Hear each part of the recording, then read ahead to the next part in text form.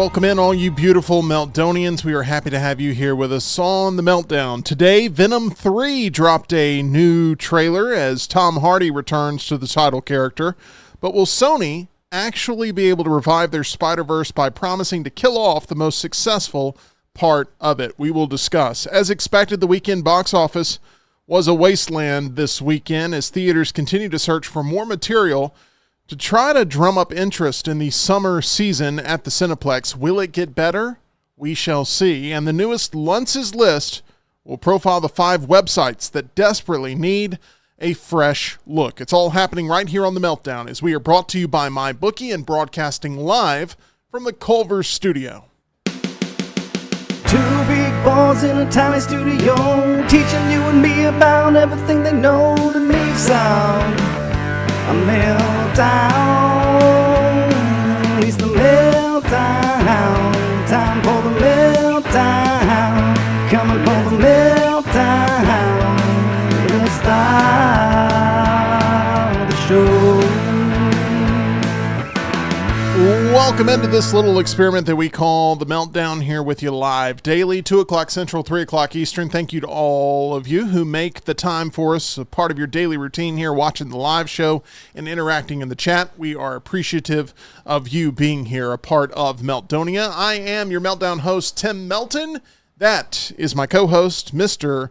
John Lunsford, as he looks for himself. He's looking around. He can't. Oh, there he is. I'm here. Yes, I'm here. John, I'm thrilled that you're here. However, I am not thrilled that I have to remove my Jamie Benn Funko Pop as the Dallas Stars last night.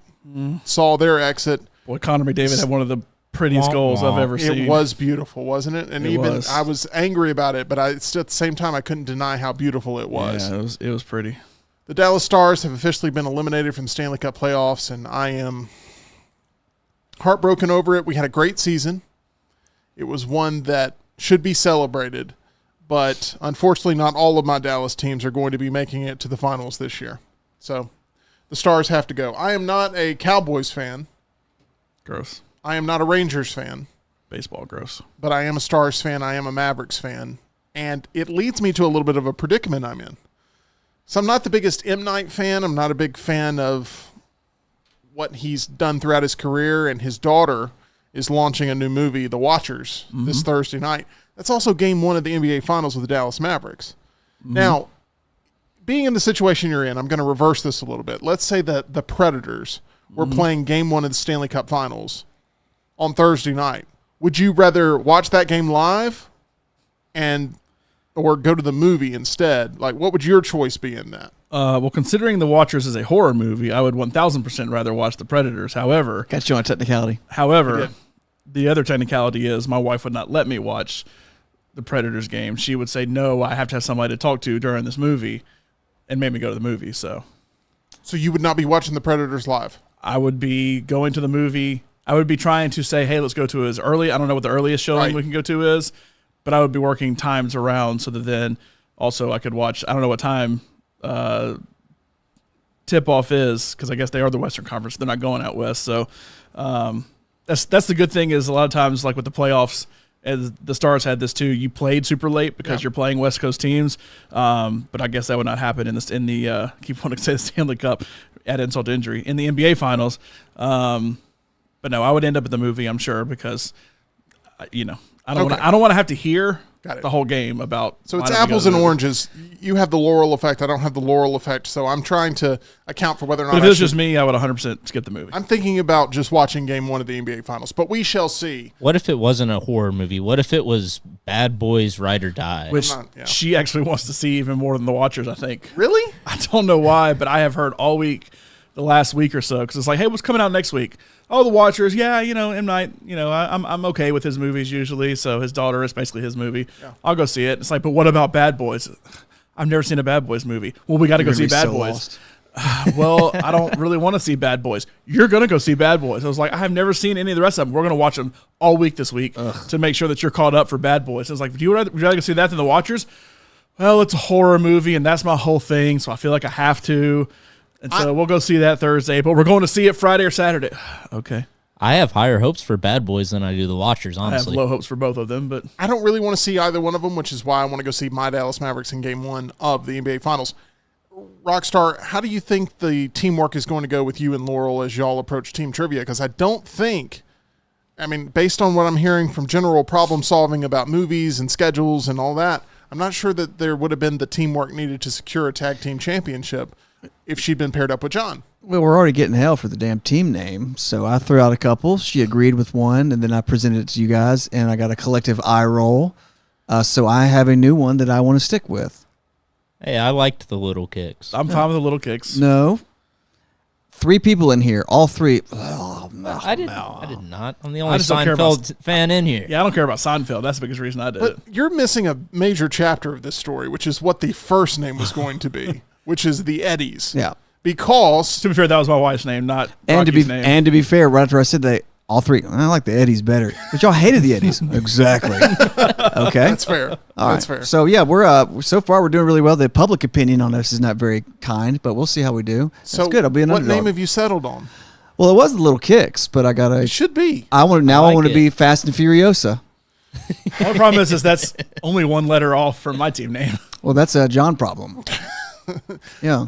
Also, if you've seen the way Furiosa is performing at the box office, I'm not sure you want to be titled after that. You may be crashing and Yeah, burning. these Fast and here soon. Furious make $1 billion every time. I mean, Okay. Well, that's fine, but Okay. we'll make it up with our trivial knowledge. Well, I guess we need to know by what time. What's the deadline on the team name? well, I'm trying to make graphics for it. I've changed yours 3 times in the last day, so Can you spell Little Kicks like the kid cereal? Kix. can if you want me to. Yeah. It's kid tested, mother approved. Just make the emblem. Aren't they just like brown balls? they're Cocoa like, Puffs with no cocoa. Yeah. Okay. We'll keep working on it, Okay. and by the end of the show, hopefully, Sorry, guys. we've gotten you back to Little Kicks. I would have faked enthusiasm for it had I known that it would be this much of a dilemma. Producer Tyler is here with us. Tyler, the Dev Patel action thriller, Monkey Man, is dropping on Peacock on Friday, June 14th.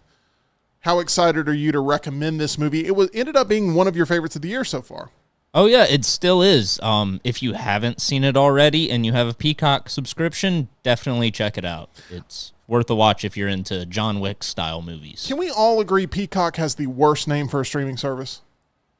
I understand they're going with the heritage of the NBC logo and It's all that grown stuff. on me a little bit, but at first it was pretty bad. Hey, dude, what do you want to do? I want to go home. Let's watch some Peacock. All right, sounds good. Yeah. No one's having that conversation. We're having a Tubi party at my house. Tubi's not great either. Yeah. The more I think of it, At there are least some bad Peacock ones. is like a thing. Yeah. Like it was a logo because it was a thing. Like to be made up stuff like that doesn't work quite as well. I think Max is awful too. Oh, I Max. agree with They that. should have kept terrible. it HBO Yeah. Max. Max. Yeah. Yeah. It's a bad logo too. Go ahead. By the way, Laurel in the chat saying Little Kicks for the win. She wants Yeah. Little Kicks. I think y'all should stick with it. I have it written as Little Kicks. I've gone back to that because I assume Used to that's be what we're that. going to end up with. That's fine. So haters gonna hate. There's a Taylor Swift song y'all need to listen to. Yes. I'm telling you, it explains this situation. By the way, Monkey Man ended up making Just shake it off. $34 million in theaters worldwide this year, but it was a relatively cheap production. And I think it was purchased for $10 million by Universal at the pleading of Jordan Peele to make that happen. So I think that this thing is going to be a slight win for Universal. Rockstar, Hey. appreciate you being back here you. for sure. For sure. When it comes to your guitar learning, how painful of a process was that for your fingers when you first started? Awful. To me, it was you're learning to bend your fingers in a way that you're not used to, and you have to develop calluses. So when you press on the strings hard enough, it hurts. And the worst part was getting in the shower, that hot water hitting those fingers. And once you develop calluses, I still got my right hand is disgusting compared to my left hand. But to me, the hardest part was learning to sing and play at the same time. I could not do it. It wouldn't click for me.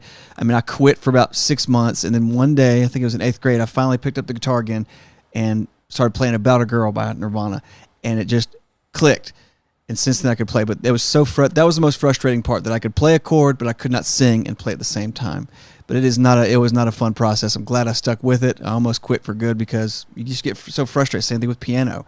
I can't get my left hand to be with my right hand. So it's a frustrating thing, but one of the things I'm glad I didn't quit.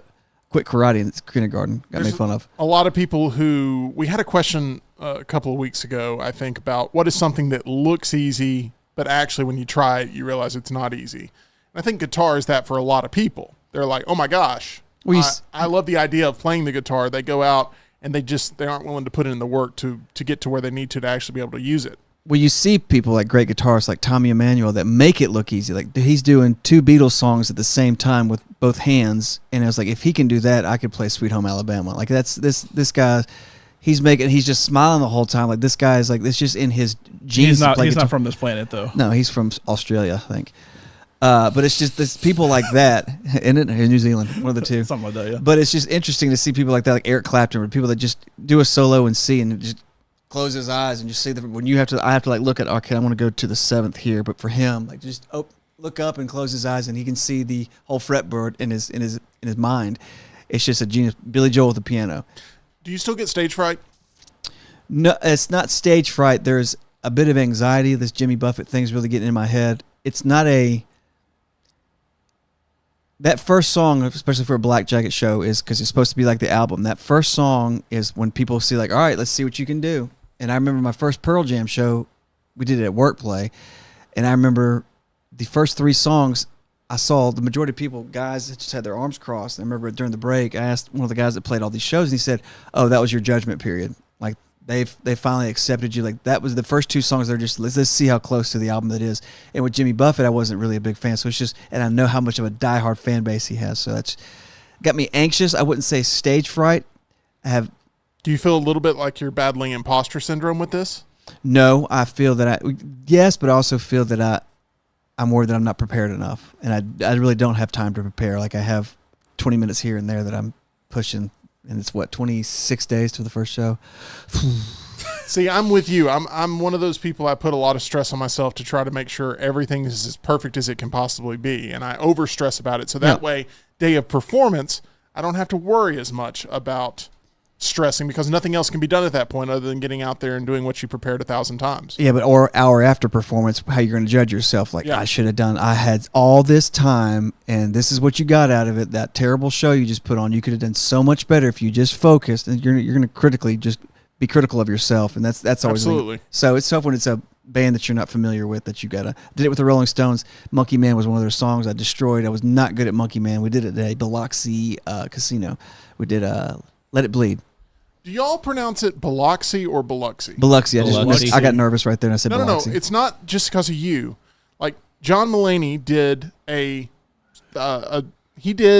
comedy stop down in Biloxi, and he went on Letterman on that My Next Guest Needs No Introduction show on Netflix. And the entire time he referred to it as Biloxi. And I thought to myself, have I been pronouncing it wrong my entire life? And I don't think I've ever heard anybody say that before. He pronounced it as Biloxi. Letterman pronounced it as Biloxi. Rockstar just pronounced it as Biloxi. So I'm having PTSD going, I've been calling it Biloxi the entire time. Do you think it's a regional thing? Because I think it is. When I was at a concert in college, the lead singer pronounced the town as Opelika. Oh. Well, no, that's just a mispronunciation. That's just wrong. Is it not Opelika? No. Pelham. We played in Virginia. There's a city that starts with an N. Or is it in West Virginia? Norfolk. What is that? Yeah. Norfolk. Yeah, Norfolk. Go with the same thing. Stagehands. I was like, hey, how do you pronounce it? Just want to make sure when I say welcome, thank you for having us. What do I say? And everybody, not messing with me, it's Norfolk. I mean, I like I said, like, all right, do it slow. Give me 2, and they said it. Give me 2, and they're like, okay, it is not Norfolk. It is Norfolk. I was like, all right. Talking fast, I will say it that way. But if you made me think about it, I will say that's what the locals called it. So I was like, I'm going to say how you guys say it. So if it's Biloxi, that's Biloxi. When I go there, it is a Biloxi because I want to win. The way you pronounce Norfolk, it's starting to sound like a Lance Taylor trivia contest right now. Which, by the way, Meltdown Triple Threat Trivia, our first ever team matchup happening this Wednesday. A lot going into making this production work. Obviously, when you're dealing with a couple of people, it's already hectic. But when you're dealing with tons more people, it's quite a frustrating thing to get right. When are weigh-ins? We're going to have those at some point. Knowledge weigh-ins. Right. We're looking for team names to be solidified first. Fast and Furious. Anyway, we're excited about that. It's going to be a lot of fun as we have 3 teams preparing to fight each other on Wednesday. That is Rockstar and Laurel, the Little Kicks. Mm-hmm. We have maybe Dunaway and Brown, known as D&B. That's a good name. How original. Dunaway and Brown even. And then we have your parents, which I still don't have a team name on. Do you have a team name on them? The Lunsfords. That's it? So this is like a sitcom. This is awful. This is awful. The team names, if I was giving out points for team names, there would be very few points given here in week 1, but I think it's going to be a wonderful contest, and I cannot wait to see how these teams compete, as we are going to have a team tournament that is going to end up getting us down to 3 teams for our first ever team title match at the end of the month, and I cannot wait for that. So this will be round 1, and it is happening this Wednesday, 2 o'clock. Make sure that you are ready for that. We have Goose in there that says the lunchbox, and I like that very much. I like that. I don't think your parents. I've never heard that before. I mean, I don't know. I'll talk to him. I'll get a name. Okay, we will work on that. We have Goose also in the chat saying, waiting on Twisters. I love the original. It's one of those movies that if I see on, I will always tune in for a little while. Plus, Glenn Powell is apparently like a genuinely good dude, though he's played some D-bags in Top Gun Maverick. Glenn Powell, we've had this discussion a lot. He's a guy that I'm rooting for. He's a guy that John is rooting against. I don't know why John's rooting against him. I'm not rooting against, and I don't dislike Glenn Powell. I just don't care for the hype behind him, and I don't understand the hype behind him. You've been in here for almost every single show we've ever done. I'm not like hoping he goes and gets hit by a bus or anything. I just don't get the hype behind him. I never said you wanted to murder Well, the guy. I just that's said a you're bit not extreme. rooting I tell you, for could him. kick his ass is Timothy Chalamet. I think Timothy would lose that one, but My gosh. old scrawny Timothy. I want to tell you about something that's very important to me, and that is a team that cares about pain management. That's my dentists over at Alabama Dental Associates. For years, I was terrified of going to the dentist after experiencing some of the worst dental pain of my life. They drilled on the wrong tooth. First, I had one that was drilled too deep on, and then they took out the wrong tooth, to where I still had the pain of the original tooth, but then I had new pain of the wrong tooth being extracted. It was an absolute nightmare, and I just lost all faith in the dentistry profession. That is, until I met Dr. Jeff and Dr. Brian over on Grants Mill Road at Alabama Dental Associates. They're very flexible with their office hours. Maybe you keep telling yourself, like, I don't have time to go to the dentist. I live a busy life. I got to get the kids to soccer practice, and I've got a 9 to 5, and there's no way I can make this work. They're open till 7 o'clock on weeknights, most weeknights. On Friday, they have hours. On Saturday, they have hours. They can make it work for you over at Alabama Dental Associates. Make sure you reach out to the team that has all the latest advancements in dental healthcare technology and the friendliest staff in town. If you're ready to find that perfect dental team, reach out to Alabama Dental Associates for yourself. For more information, you can call them at 205-956-8977. That's 956-8977, or visit alabamadental.com, as they look forward to seeing you. Okay, it's time to get into something that was quite painful this weekend. As expected, the box office in North America is abysmal right now. John, you had your predictions going into the weekend, and they were actually worse than even what you predicted for especially one movie that was number one last week, but this week fell a couple of spots. We're going to get to that one in just a few seconds. But one thing you did predict correctly was that Garfield would take the number one spot and earned an estimated $14 million for a domestic total of $51.6 million. Alcon fully financed the $60 million film, which crossed the $100 million mark overseas, for a global tally so far of $152.2 million. It seems to me, Tyler, that even though this wasn't a movie that you necessarily enjoyed, it seems like a safe bet at the box office that it was going to generate some revenue based on who its target audience was, because it was strictly made for kids, not any adults really getting much pleasure out of the Garfield movie. Oh, yeah. Kung Fu Panda 4 and If both, I would think, are geared towards older audiences. So the only thing that could have competed with such a young age group this weekend would have been the special screenings of the Muppet movie. A movie you went to go see and revisited after all of these years. It's there in our shorts category here on the channel, so make sure you check out Tyler's reaction to getting out of the Muppet movie. John, this film, Garfield, is one that I assume has a lot of walk-up business. A lot of families that show up, They go, what can we see? And it's down to two movies, pretty much like Tyler laid out right now, which is If, which ended up coming into the 2 spot, or Garfield, which seems to play to younger kids than If. So it may not even be down to two choices. It may just be Garfield having a monopoly on the family audiences until Inside Out 2 comes out. Yes. I mean, animated is going, I think, to always win over live action, because live action, it's hard to do like a G live action movie just because of the harshness of life in general. That animated, you can make everything a lot softer. So Garfield will be there ahead of If. Inside Out will take over, then Despicable Me will take over, and that'll always be the top kids movie. But I'm honestly surprised If was number 2. I did not think that was going to happen. I thought, okay, its time has come and gone. It's been 3 weeks now that it's been out.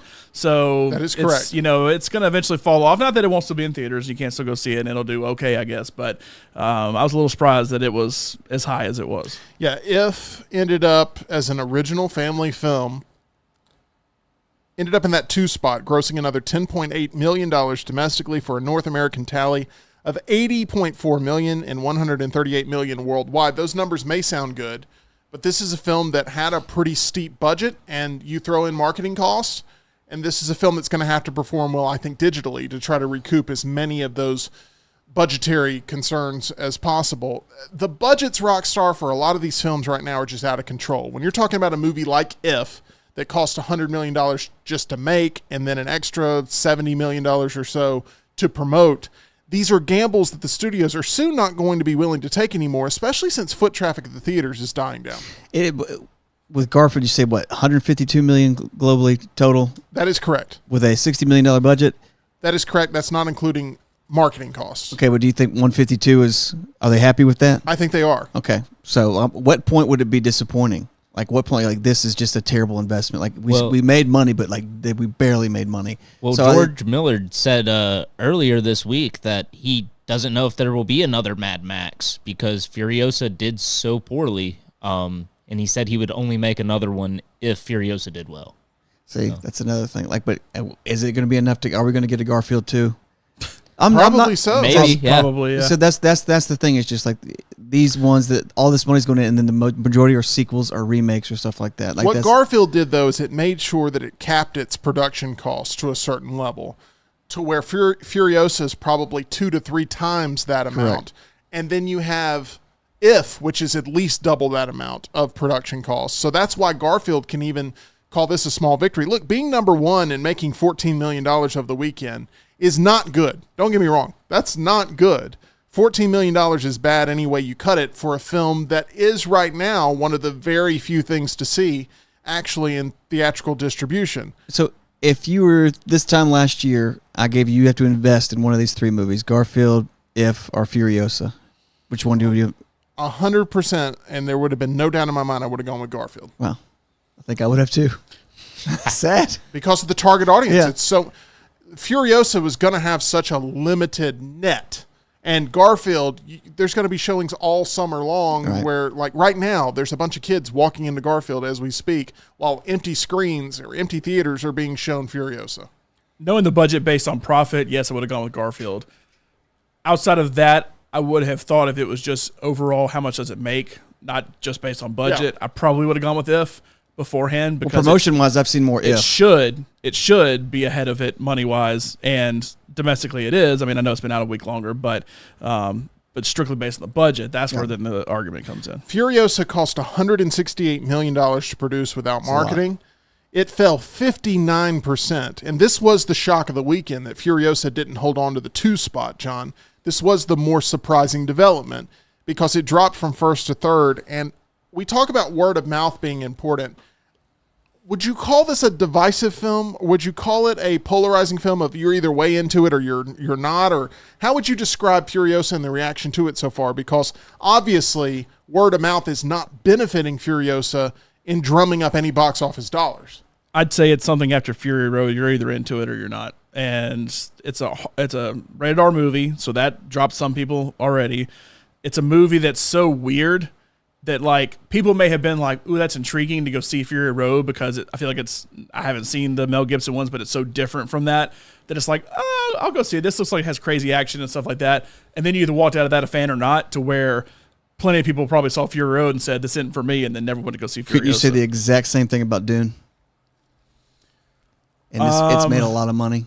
If you saw Dune 1, like I get it. It has, but I feel like Dune added to its already gigantic cast to where there's enough names to bring you in, and it was built up as a can't miss event movie, and I never felt that from Furiosa at all. I'll say something else that maybe you'll agree with, maybe you won't. I think Furiosa makes more money if it comes out in the Dune release spot. And Dune, I probably agree with that. and Dune would have probably held better coming out when Furiosa did, as a bigger summer movie. However, I don't think Warner Brothers is looking at Dune and going like, oh man, we should have moved this somewhere else. We could have done so much more. It absolutely Arrakis up, but now it was supposed to come out in October or November of last year, but it was a strike casualty. They ended up pushing it where it was. But you come out where it is, and you're kind of alone to where you can. I mean, that's why it's the highest grossing movie of the year. We'll hold that until either Inside Out, Despicable Me, or Deadpool finally knocks it off in the summer.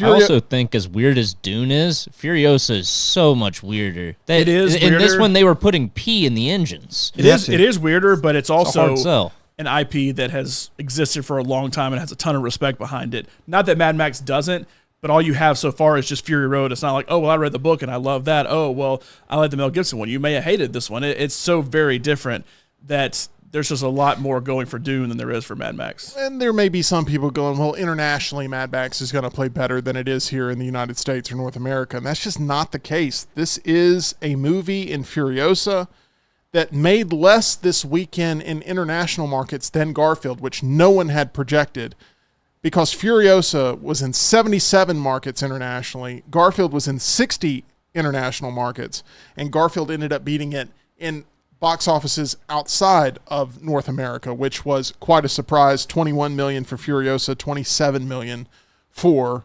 Garfield. It is beating If pretty good internationally, though. So just in comparing If moving up in America, internationally, that still is flip, but Garfield is definitely ahead of both of them. In fourth place, this is another one John got correct. 20th Century and Disney's The Kingdom of the Planet of the Apes, ranked number 4 domestically, with $8.8 million while earning another $15.2 from 52 markets overseas, to rank currently as the top grossing summer title to date, with $337.1 million in worldwide ticket sales. Domestically, this newest installment has grossed $140 million and is on the verge of passing 2017's War for the Planet of the Apes, which is not nearly as good as this new movie is. It currently holds a tally of $147 million. There won't be any added to that. So this is going to be a movie that passes 2017's War for the Planet of the Apes, which starred Woody Harrelson. And I am happy about that because this is a better film. I would agree with that, Tim. I thought both Rise and Dawn were better than Kingdom. I agree. So I think it's funny that it slides in right at that number 3 spot in terms of profits. You know what's interesting, John, is you could actually watch the first 2 of the Planet of the Apes trilogy and then completely skip War. Completely skip War and go right into this, and you'd be fine. Yeah. All you need to know is that time has passed since the original story. Yeah, and since Caesar. Yeah. Done. Move on. We know Caesar is the ape. Yeah. Move on. You wouldn't have Steve Zahn. Oh, no. No. I cannot stop seeing that on TikTok right now. I love Steve Zahn. You do some of this, just the most interesting impressions, because there's things that I pick up on that I'm like, yeah, no one ever thinks about that. And then you pick right up on it, so it's great. So you wouldn't have Steve Zahn if you didn't have War of the Planet of the Apes. That is everywhere on TikTok. I know. Every single TikTok has a meme of that. At number 5 this weekend at the box office, this was one that did better than expected this weekend, and that is The Fall Guy. They're in the top 5, despite being now available on premium video-on-demand services. The Ryan Gosling, Emily Blunt action comedy grossed $4.2 million to place number 5. Now, don't get me wrong. This list is affected by the fact there are such slim pickings. There are so few offerings to be able to actually consume at the box office that this is something that had to take up that spot. The Fall Guy ends up there as the movie's global total is now at $157.9 million, but we're talking in the $200 million plus range for what it took to make and market this film, and we'll see how well it performs there as it continues on premium video on demand and what streaming service it lands on to try to garner more and more subscribers to those services. The Strangers Chapter 1, the movie I think is the worst of the year, ended up in the 6th spot with $3.6 million. Haiku, the dumpster battle. Haiku! Ended up in 7th place. No, thank you. Tyler, this one underperformed this weekend, wouldn't you say, as a sort of new offering that anime fans could go and consume? For sure. But also the Haikyuu franchise is not nearly as big as Spy Family or as hyped up. and also just not as good. This was a pretty mediocre anime movie. Well, it ended up with a mediocre result there with $3.5 million in 7th place. And in 8th place, Tyler's least favorite movie of the year, minus Not Another Church Movie, In a Violent Nature. $2.1 million this weekend in 8th. I would have thought that this could have performed better than The Strangers Chapter 1, having been out a couple of weeks now, that In a Violent Nature would have actually done a little bit better. But I think it was the number of screens that In a Violent Nature was on that ended up hurting it for sure. I mean, yeah. I never saw a trailer for In a Violent Nature. In the theater. In the theater. I never saw it on, people talk about it on social media. At least The Strangers, the weird marketing they did, trying to be like Smile, that at least popped up sometimes. The Strangers is a property that has been around for a long time to where you know the name, and I saw trailers before the occasional movie. So it doesn't surprise me The Strangers beat it 3 weeks in. But it was only in 1,400 theaters, and A Violent Nature was. That's why I'm honestly, I think I asked if it was a Fathom event or not, and I don't think it was for Haiku, but I thought it would be in more theaters because I had heard about it, but it was only in 1,100 theaters, so I picked it 5th. It was close. Fall Guy, Strangers, Haiku, all within 700,000 of each other for 5th, 6th, and 7th, but ended up being wrong on that one. If Tyler had gone to see it Thursday, though, he could have promoted it more and gotten more money. Maybe so. Made that extra $1 million up. Putting on you, Tyler, I guess so. We're going to go see it A Violent Nature instead for some reason. I am ready now to get into a segment that we've done a couple of times, and I want to continue on. A couple of headlines that I've got to get quick reaction on. Another edition of Hot or Cold is ready to go. The way this works is I'm going to give you some information. You tell me whether you're hot or cold on it. If you're in Fuego, that's great. If you're Streetwater Sour Cream on it, that's great too. But I just need you to respond with what you are to begin with, and then give me your reasoning. Here we go. Tyler, Venom: The Last Dance dropped its first trailer today. Are you currently hot or cold on what is being promoted as Tom Hardy's final outing as Venom? I'm actually hot on this one. There's no way it can be worse than Madam Web or Morbius. So it just looks like a dumb, fun Venom movie.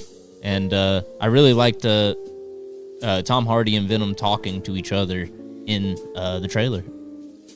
I think the man of a million voices, which I pointed out in our trailer reaction, which is live up here on the channel for when you get done watching us today. You can watch us react with our first look at the Venom trailer of what we think about it. I think that there's a chance for this to be kind of like feeling like a buddy cop escape movie or something like some. It may end up having the payoff that Bad Boys promotes that they will have in their upcoming movie of being two guys on the run. I was thinking the same thing. It's kind of been a buddy cop movie the whole time as they kind of learn to work with each other in the first one. They're finally with each other in the second one, and this one, they die. I don't know. I mean, but it seems like that's what's being promoted. Yeah. I mean, I'm hot on it because I like the first one enough that, it's got to be better than what they're doing. Hot or cold on Venom, the final dance. What is it? The last dance. I had it right to begin with. Freezing butt paste. I don't care. Where have you been? What was the second one? Did you get excited for any of these three? Like, generally excited about, oh man, they're making a Venom movie. I got excited for the first one. Because of Tom Hardy, right? Second one, no, first one because Venom had not been done well in Spider-Man 3. That it's like, hey, that's Spider-Man's biggest, nemesis or whatever. Do that right. So that came out, and that was kind of, I think it was the first thing they did in that universe. That then it was like, oh, this is going to eventually lead to Spider-Man versus Venom, and we're never going to get that. So that's what's kind of soured me on it since then, even though I did like the first one, so that's why I'm kind of hot on this one. But the second one then being Carnage, and everybody's like, hearing about what Carnage was, not having read the comics, and then looking into Carnage, then it's like, oh, I know you're not going to be able to do this right. So then I wasn't that excited for the second one. But no, I was for the first one. No, I mean, I've not seen any of the Venom movies in the actual theater. I've not seen any of the Venom movies at all. First time I saw Tom Hardy up on the big screen as Venom was with No Way Home. Yeah, post-credit scene. Yeah, post-credit scene in No Way Home. All right, another Marvel piece of dialogue here is Robert Downey Jr. is once again teasing a Marvel return, John. Telling Jodie Foster in an Actors on Actors bit for Variety that he has not shut the door on Iron Man just yet, saying, quote, "It's just crazily in my DNA, probably the most like-me character I've ever played. Even though he's way cooler than I am, I've become surprisingly open-minded to the idea of returning." Are you hot or cold on an Iron Man MCU return currently, right now, here on June 3rd of 2024? I'm not going to go Streetwater sour cream. I'm just going to go cold because I think there's ways to have him appear on screen that work. That doesn't mean anybody's going to like it. That doesn't mean I'm going to like it. You're going to like it. Anything of that, because he has one of the best death scenes in all of cinema. But I think there's ways to somewhat, kind of, sort of, and I think Spider-Man very much has to be involved with it to make it work. I hope that's it, though. That it's like a quick cameo, essentially, but something across the multiverse happens to make him strictly appear on screen and he collects a paycheck. But if it turns into, no, Iron Man's the main person leading the Avengers, then at that point, Streetwater sour cream. But overall, cold, probably. Tyler, hot or cold on an Iron Man MCU return? Depending on how they do it, it could be anywhere from cold to absolute Streetwater sour cream. If they so cold is the ceiling. Oh yeah. Got it. Okay, continue. I'm sorry. Yeah. So if they bring him back as Iron Man, like fully back alive, like in a different universe or something, I think it completely negates everything that built up to Endgame and his sacrifice. Do you feel the same way about Hugh Jackman with Logan and Deadpool and Wolverine coming out in July? A little bit, honestly. See, yeah, honestly, I thought am Logan too. was the perfect send-off. I'm kind of not hot on them doing this. I mean, I think it's going to be great. I like Hugh Jackman. But overall, I'm not in favor of Hugh Jackman Wolverine ever appearing on screen again. I'm buying my ticket hesitantly. You can have my money, but I'm not super into it. No, I'm cold. I don't. To say that my closest character I've played that I can relate to is a billionaire. That's awesome. But no, I don't care about that. I will say the thing about Logan is there's going to be so many people, Lance Taylor, who are going to go see this movie and think that is Logan from Logan. There's not enough explaining in the world to make a lot of people understand what is happening there.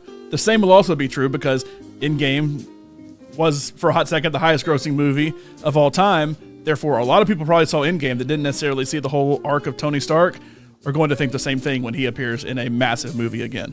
Whether that be Deadpool, I don't know. Whether that be in Avengers, whatever it may be, that they're going to think the same thing. If for some reason Deadpool and Wolverine underperforms, which I do not believe it will. I don't think it will. But if for some reason it does, they're going to be backing up the Brinks truck to Robert Downey Jr. because they will have no bullets left to fire. Yeah. See, I think it would be okay if he just appeared like as a hologram or like on a TV screen or something like that. You either got to go all or nothing. I feel like you either got to like really commit to bringing him back full-fledged form, maybe with some sort of cheap way of bringing him in. I think don't we all have multiverse fatigue right now? Yes. 100%. I've had it for years at this point. I don't have multiverse fatigue. How do you not have it by now? In another universe, you would. You're exhausted from it. I don't have multiverse fatigue in general. I have fatigue with the fact that they have made 20 different ways to traverse the multiverse and haven't settled on this is how we're traversing the multiverse.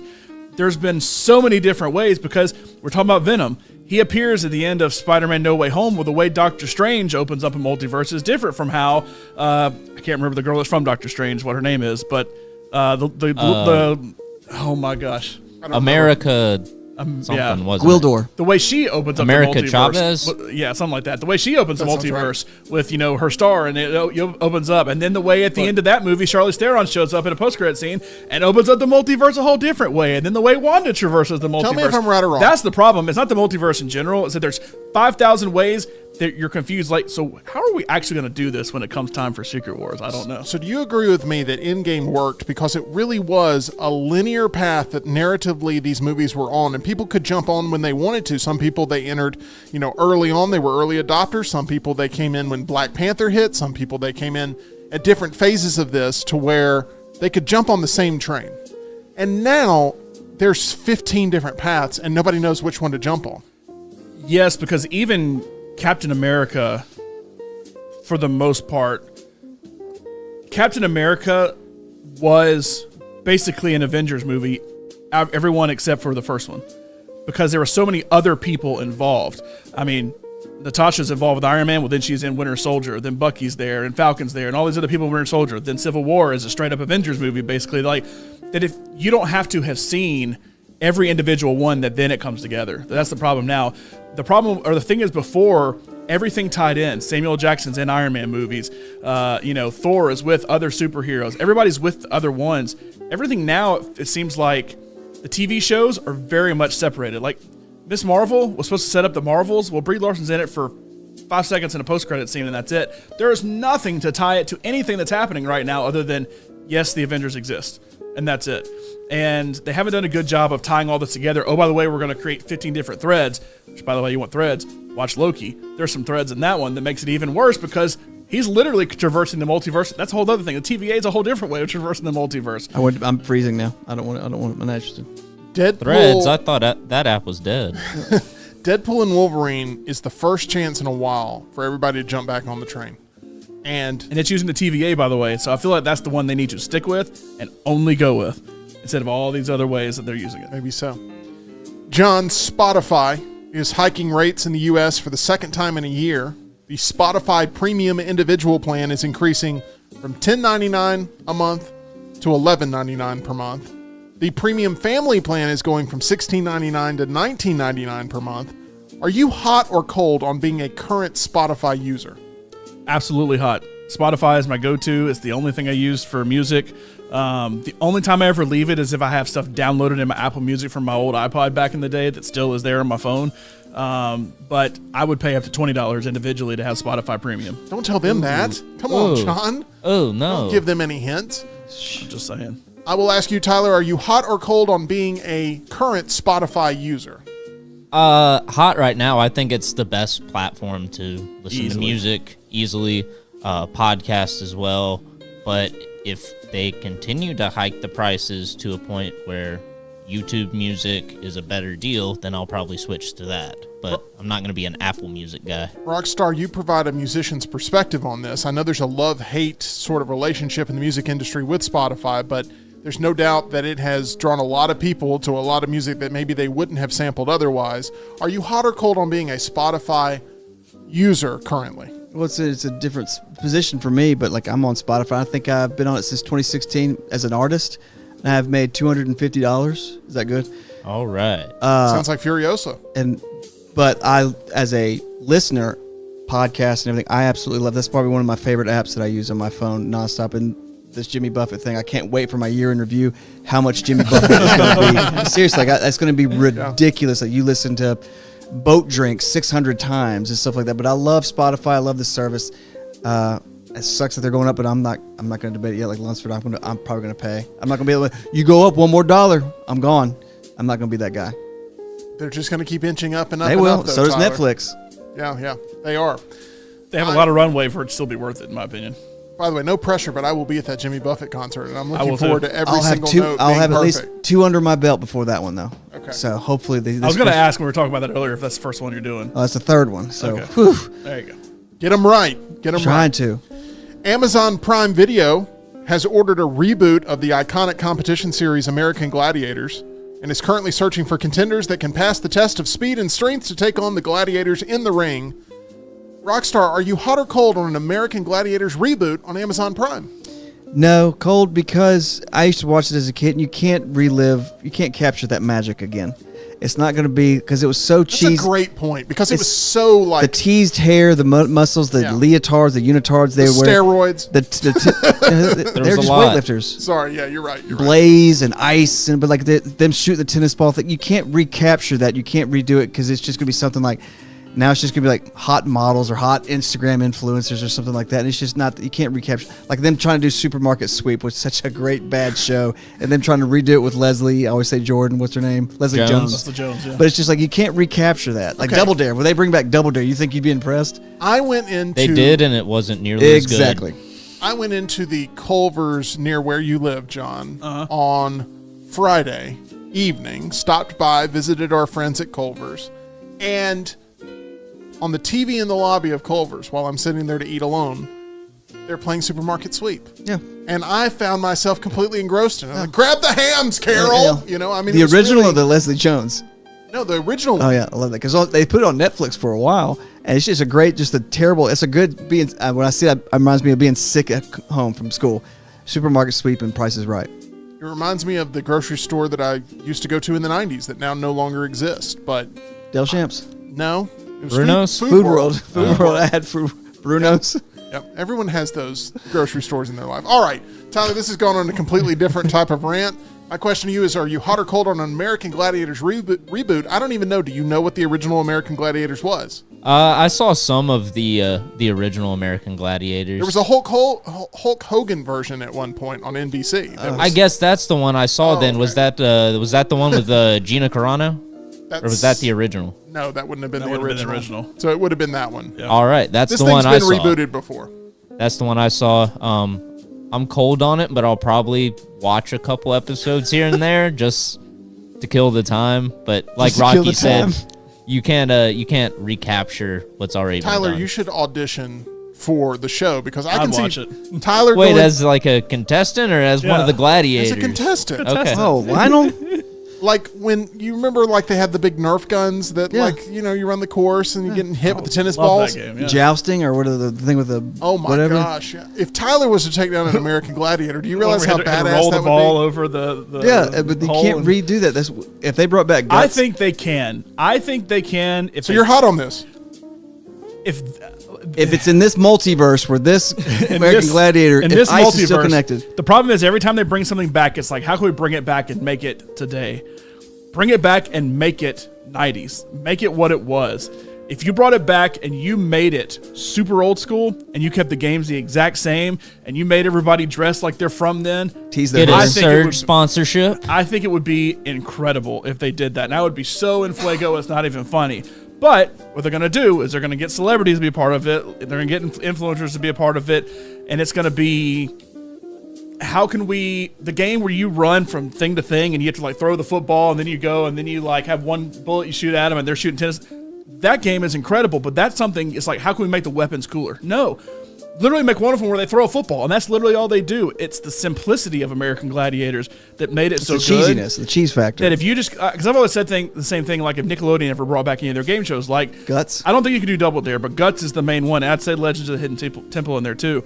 Keep it identical to how it was, because They're so concerned with safety on Guts. I know, So like, concerned. Like, just keep it exactly how it was, and I feel like it would still work.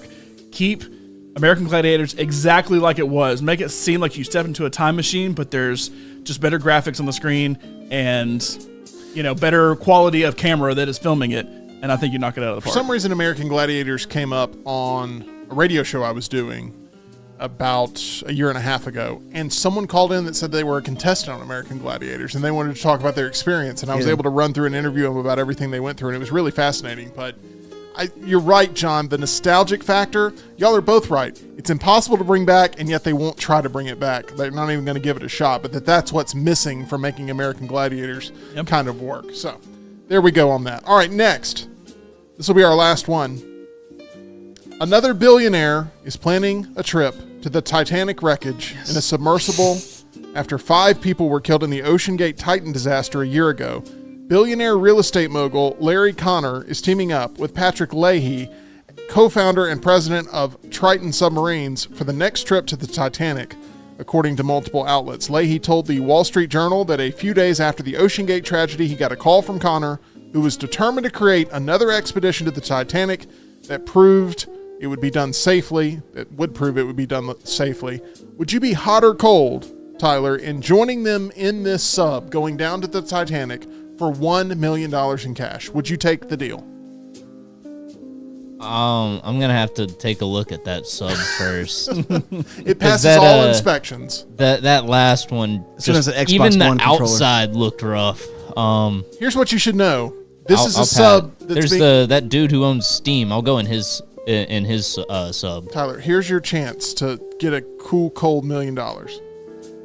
The sub can reportedly reach safely 13,000 feet. And the Titanic wreckage is at 12,500 feet. So you should be good. Wow, that's You just got 500 Yeah. to spare.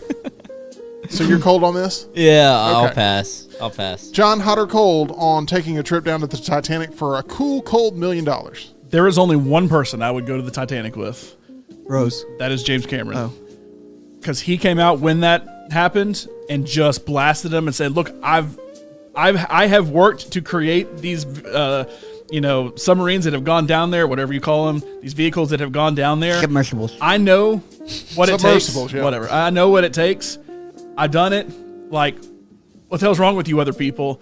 He's the only person I would go with, and it's weird to say I only go with a movie person down there, but there's a reason that Titanic is. Tyler drops another clip. See, that's the thing. That would be... Tyler would press the wrong button in the Here, then the submersible. Oh, I did hear something hit the table, and it's like, well, that's it for us. Sorry. So if it was James Cameron, I'd be hot. Outside of that, absolute street water sour cream. Can we remember just a year ago what we were all feeling watching this story develop? Because they searched for them for a while, and everyone knew like this thing didn't have a pleasant outcome. Watching the virtual reenactments of it all, I mean, was I can't believe that happened That's to him. awful. You're in that tin can. let's do it again. Now, some people originally it was like, oh well, it would happen so quick you wouldn't even know what happened, and then it came out like a few weeks later, like actually. It starts to dent a little bit, and then all of a sudden it reaches a point where it just collapses, and it's like, can you imagine being in there, even if it's for 15 seconds? That just sounds like the worst way. This is the new Sadly, space race. You just hope they ran out of oxygen first, before like if it just. That's fair. I mean, like but just. my goodness. I mean, like just. But no, I am not excited about it. You said Patrick Leahy, wasn't he a former senator? Is that the same guy? I don't think it's the same one. I think No, it's the same guy. I have no interest. He was in The Dark Knight, by the way. He was. Patrick Leahy. He was. He was Big one Batman of fan. Which one of you is Harvey Dent? I'm looking for Harvey Dent. Please do that during your Jimmy Buffett set. Like come out in the full makeup and like go around like with a shrimp in your mouth. Super uncomfortable scene, but no, I'm not interested. So none of you are taking the million for this unless it's with No. James If Cameron. it's James Cameron, absolutely. Outside of that, no. This is the new space race that for a while there, the billionaires wanted to go to space. Now the billionaires want to say, well, that person screwed it up. I'll do it right. I have the money and resources to do it the right way. So I'm going to go down the Titanic. And then one person's going to do it. That's going to make everybody else think, well, I can do it too. And it's just Faster. like Bezos and Richard Branson and all them want to go to space. They're going to go to the Titanic instead. And then we'll move on to something else. So is Journey to the Center of the Earth next? Probably. Didn't make a lot of money. That or Mars. Either one. Shouldn't the original Titanic story be enough of a precaution of like maybe we shouldn't go do this sort of stuff and mess around with this Literally sort the of whole stuff? point. I mean, yeah. By the way, I went to the Titanic Museum in Pigeon Forge. Maybe it's Gatlinburg area, but I think it's Pigeon Forge. That they're all kind of the same place. This past summer, and it was a really fun time. Yeah. Like You just put the hand in the water where it's freezing, whatever. They have that thing where you. they did. They had the water where you see how long you can keep your hand in there, and it's absolutely just bone-chillingly cold. I recommend that experience, though. It's very informative, but it's also entertaining. It's weird. It's a balance of like being entertained by things you saw in the movie, but also reliving the horror that all these people went through. And it's like, my gosh. Is that in the museum where they give you a name, like you're a passenger and you find out? Okay. Yeah. See, I think that's So kind of it's cool. a Pigeon Forge. There's a great Rick and Morty episode, by the way, where they go do an experience like this. That's It's hysterical. immediately what I thought of. It's weird, but I got to see one of the deck chairs that was on the Titanic sitting right there in front of me. It's in this glass case. But I mean, I'm taking a sub to the actual site. You want to go see? You'll see the actual ship. I don't know. It's just, it's very, There's a 9.9% chance you'll die, but if that 1.1%, you get $1 million. it's an interesting experience to go through for sure. I would go do it again. I found it to be very interesting. Maybe we should take a Meltdown field trip. I'll go to Pigeon Forge and do this. Good. Okay. I'll leave it there. They have a movie car museum up there too, John. I've been to it, yes. They do. It's the one that Tyler thought was in Chattanooga. That is true. I wasn't going to bring it up. We spend a lot of our life connected on the interweb. However, some sites could use a nice redesign after many years of familiarity.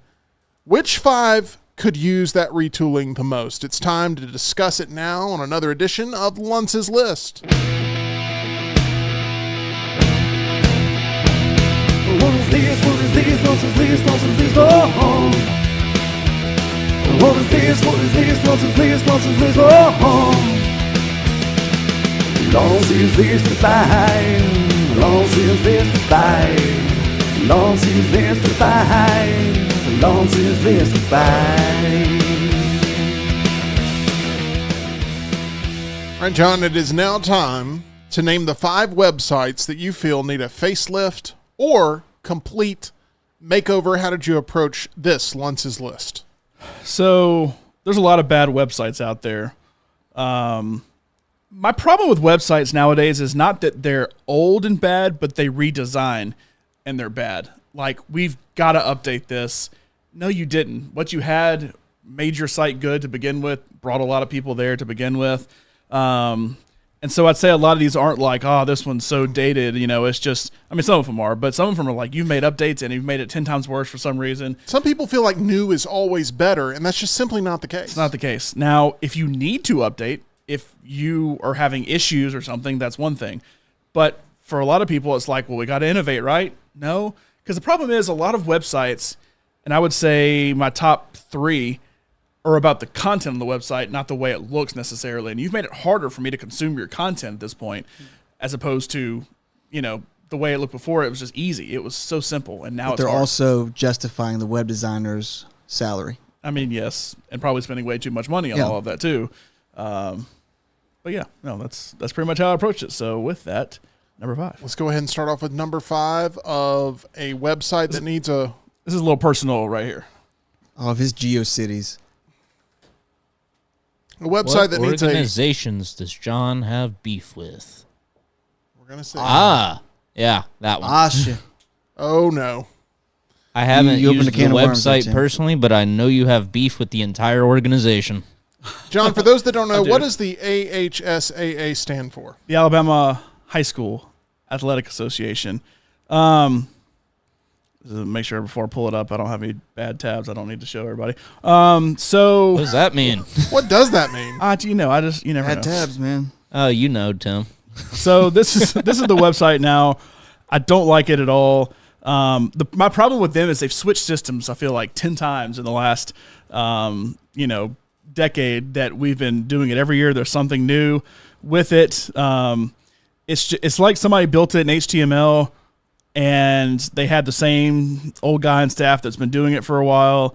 And I don't know, it's just bad. It's hard to find information. Like if I wanted to find football, it's hidden up here, and there's these tiny little things, sports, fall, okay, football, okay. Like I'd have to go through so many different things to find it.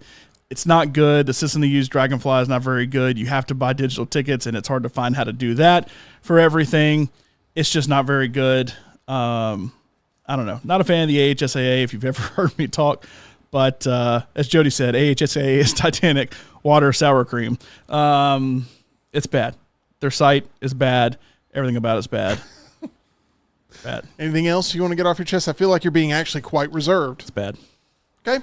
You ready to move on to number 4? Just throwing that out there is bad. Let's move on to number 4. Hold on. Let me pull this up real quick. Okay. This is kind of cheating, but also not. Okay. Kind of cheating. Kind of But cheating, I also guess. not. So is this Ashley Madison that you're putting up there at number 4? Ooh, I like that, Tim. I think Life that's short. just cheating. Life's short. Be a horrible person. Every rodeo. Oh, yeah, they are bad. They are bad. Oh my gosh, John, you're going straight napalm on this list here. Every radio website ever.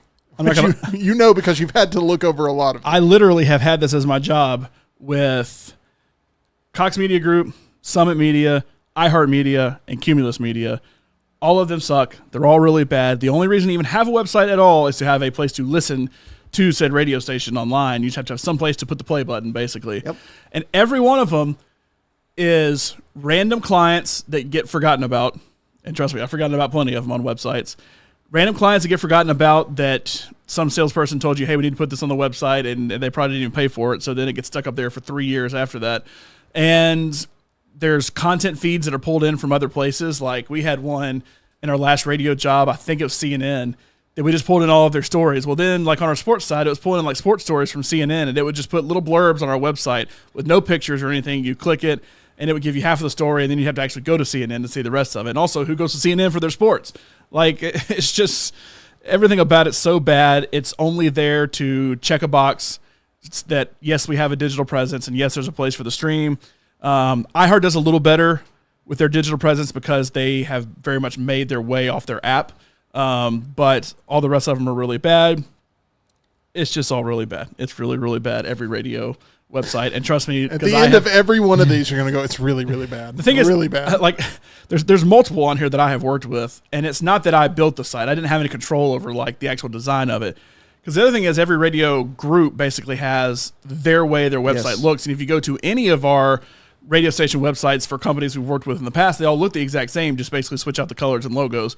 And if one's sports, then it has sports. If it's politics, it has politics. If it's hip-hop, then it has, hip-hop stories. Like, it changes based on what the actual station is, but outside of that, it's really the same format, just switch the colors and stories and logos out. So, they're really bad, and we updated them like a year in of me working at our last job, and they said, this is exactly how you're going to do it. We just need you to fill the information out, and we'll take it from there. And they're awful, and I hated them, and I could never do it the right way, and it was awful, and I would have loved to have just built one, and I did just build some on my own for other aspects of our job, but it was never the main radio station website, and it's pretty bad. If these are number 5 and number 4, then what in the world is going to make up your top 3? I can't wait to see that. So if you're ready, we're ready to go ahead and move on to that top 3 spot. All right, hold on. I'm pulling it up real quick. All right.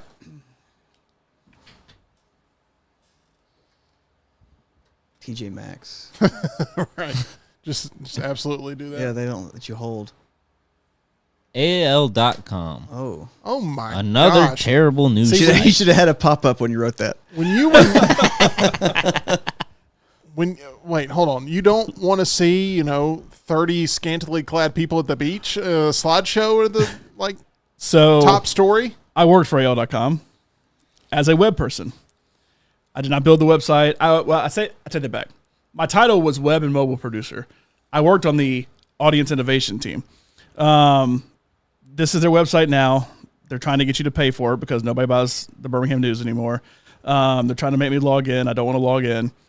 It's just headlines now. I don't like that. I like having little descriptions of things, not to sound like a 3-year-old, but I like pictures. Right now where I am, the only pictures are ads and one sports story. Oh, no, you want back. You want the comments back. I don't care about the comments, but it was Those funny. are so fun. It was funny to read the comments sometimes. There's a picture of Steve Skipper painting royalty. Yeah, painting Queen Elizabeth. I mean, it's just, I don't know. And then like this right here is an ad, but they try to make you think it's content. And it's Cara Delevingne, I can't tell.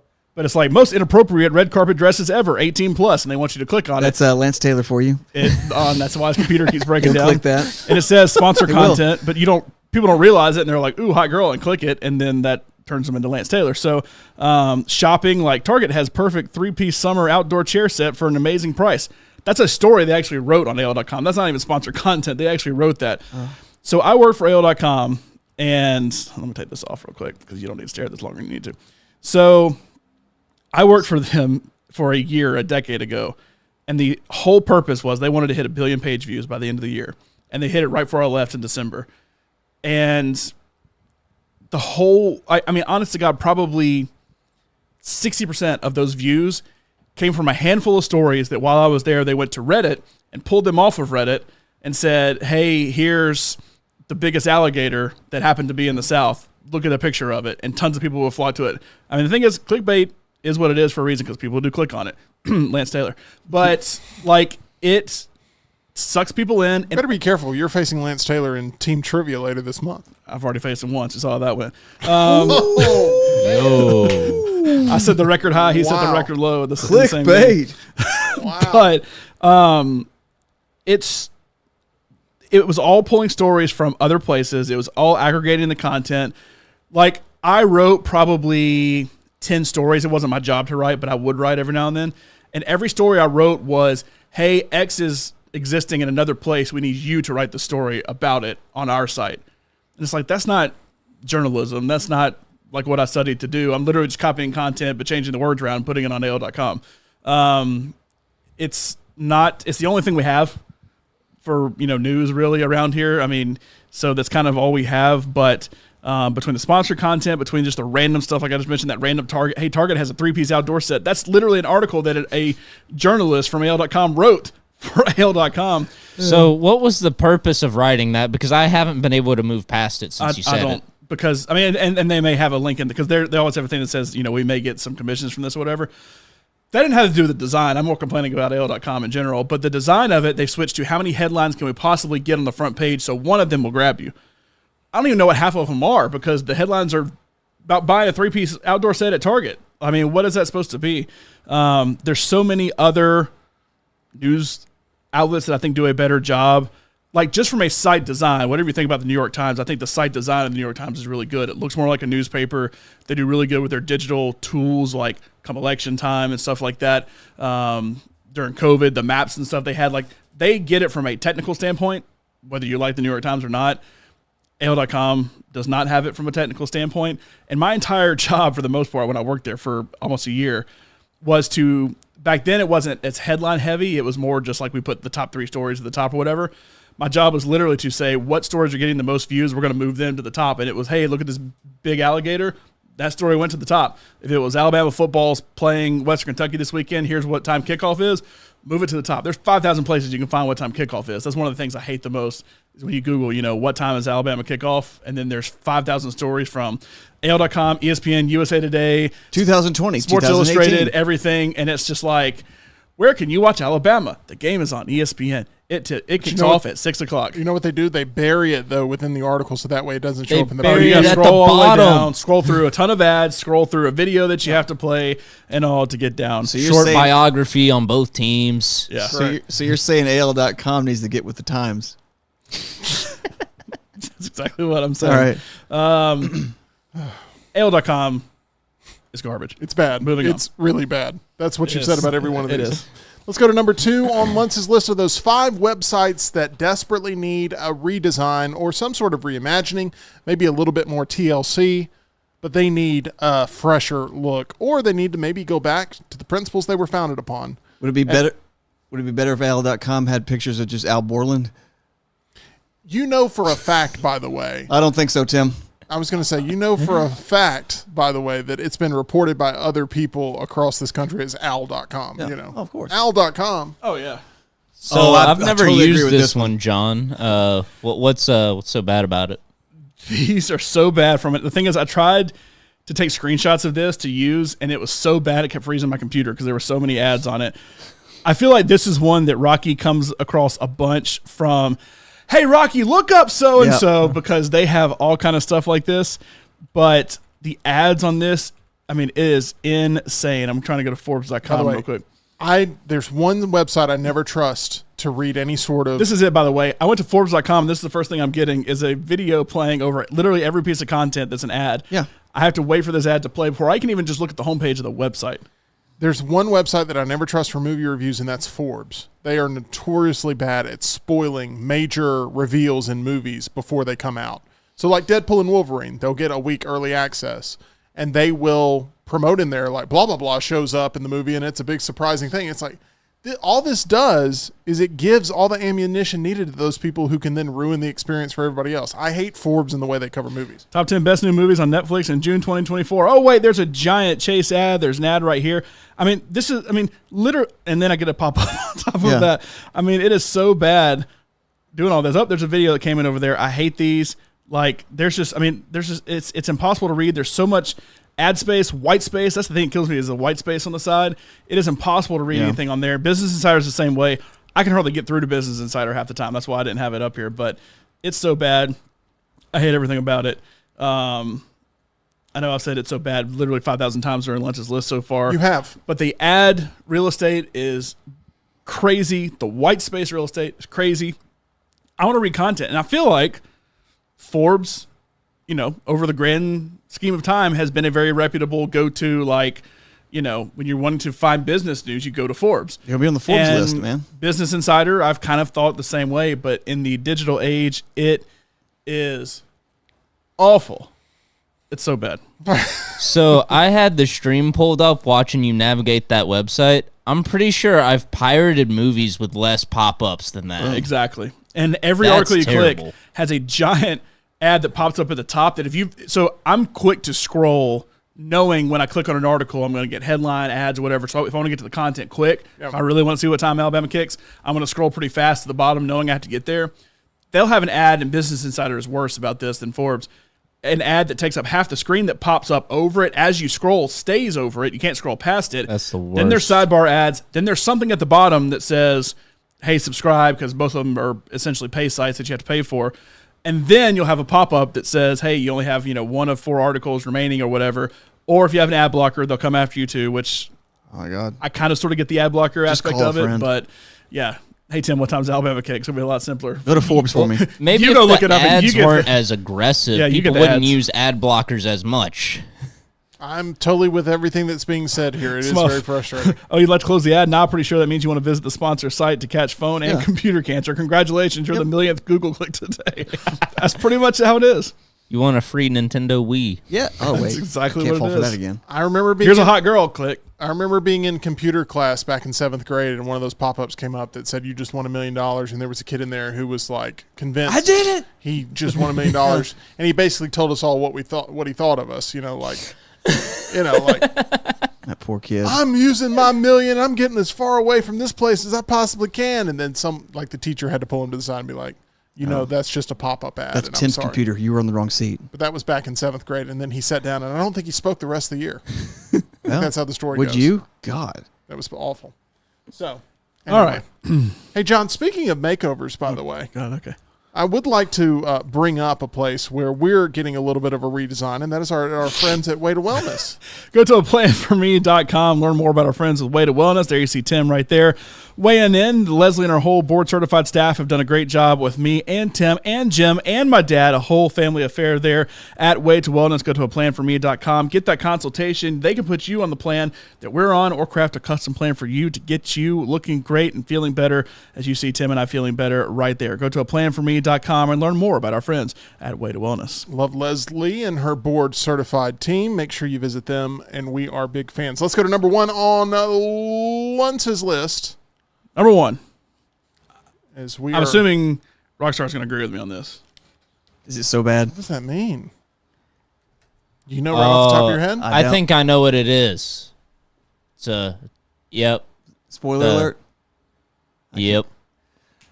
Okay. I don't mind the new Reddit, honestly. I hate the new Reddit. I do not like the new Reddit. I have The reverted. old Reddit was No, you perfect. like the original Reddit. original Reddit. I think I probably like the 2nd or 3rd edition. Whatever we're on now, I do not like. I've reverted back to.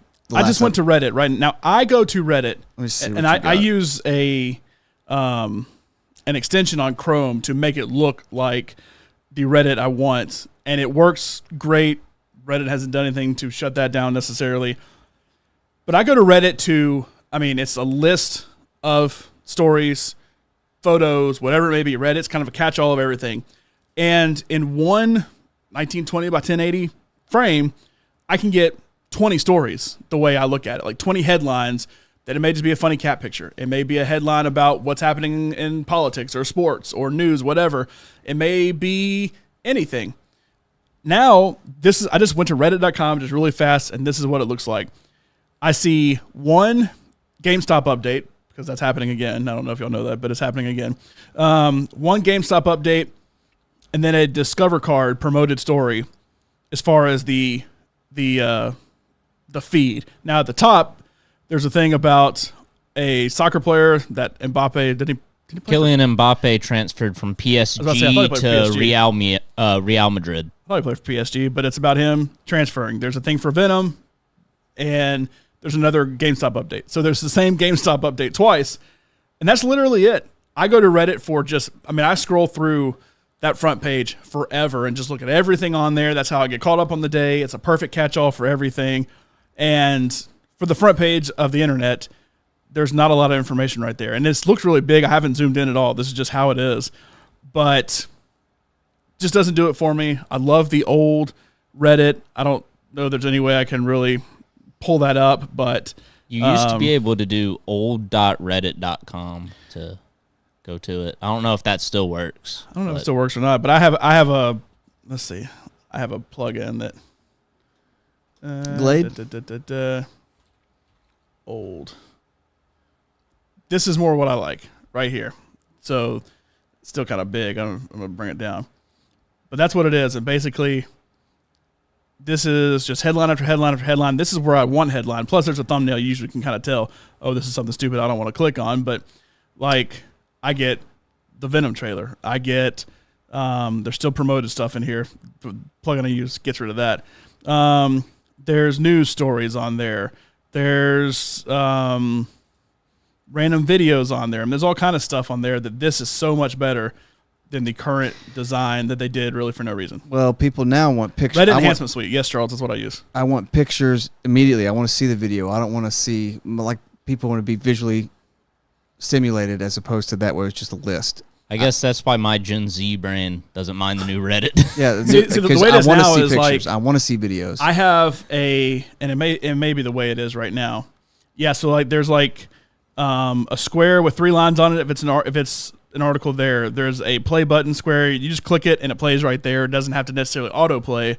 But I know, hey, if this is some violent thing that I don't want to watch, I can skip past it. I don't have to worry about watching anything like that. If there's a picture, it'll just be like a little camera. And you click that and open it, but Reddit now is, and some are saying they're doing it to make it more ad-friendly. Probably. Yeah. I get that, but I'd love Reddit Enhancement Suite. It makes it like the old Reddit, and that's my Reddit. Well, at least they don't do pop-ups yet. They'll get there. I felt very passionately when they changed Box Office Mojo a few years back, and they've since tried to get back to the original formula, which I appreciate as a Box Office Mojo user, but keeping up with box office results, that was my go-to every single weekend for years, and then they changed it up dramatically, and it just was not nearly as good. I would have even thought about paying for it if I had liked the redesign, but I hated the redesign so much. It took away so much great information, but thankfully they're starting to get back to that there at Box Office Mojo. But one site I'm not a big fan of is IMDb. I've kind of gotten used to it, but it's run by Box Office Mojo being run by them. It's kind of the same thing. Like, that's one of those I've gotten so used to the way it is that I'm okay with it now. It's not great, but I can deal with it. That and the World Series Poker site is very old to me. Like, trying to look up results and stuff like that, I feel like it's straight out of 15 years ago, and they could probably do a lot better to improve that one. Those are my 2 honorable mentions, were IMDb and WSOP. I'm surprised Rotten Tomatoes didn't make the list. And I understand you're looking at it maybe from a design aspect, and you don't see a lot that needs to be changed design-wise. But just from a formula aspect, I think that there should be some argument for it to at least be in your honorable mentions. Yes. Now, the truth is, a lot of what makes Rotten Tomatoes bad are the reviews they pull in. And my problem with Rotten Tomatoes is they don't use a universal scoring system for what they pull in. They use whatever your scoring system is. So if the Meltdown did out of 5 stars, and then Rockstar's movie reviews did out of 10, and then Tyler's movie reviews did out of 4, they're going to take it as 8 out of 10, 3 out of 5, 2 out of 4, and try to put all that together. That's my biggest problem with Rotten Tomatoes right now.